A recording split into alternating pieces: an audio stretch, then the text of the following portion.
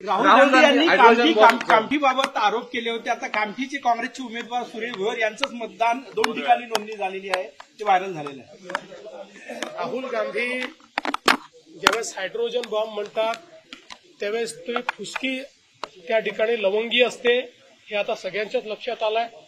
काल तर ते स्वतःच असे सापडलेले आहेत की त्यांनीच मॉर्फ केलेला फोटो दाखवलाय, असं काही चॅनल्सनी क्लिअर कट दाखवलेला आहे। त्या चॅनल्सनी जाऊन त्या वोटरची पडताळणी केली, वोटर तिथेच सापडले, फक्त राहुल गांधींनी त्यांचा चेहरा दुसरा दाखवलेला आहे, हे देखील त्या ठिकाणी लक्षात आलेलं आहे।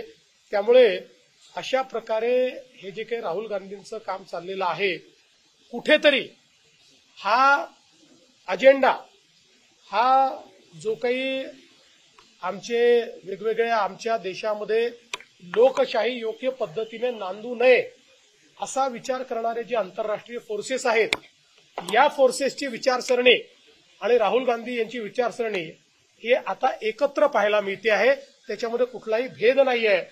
ते फोर्सेसही हाच प्रयत्न करतायत की भारताच्या लोकशाहीवरनं आणि लोकशाहीने तयार केलेल्या संस्थांवरनं जनतेचा विश्वास उठला पाहिजे, आणि तेच प्रयत्न राहुल गांधी करतायत।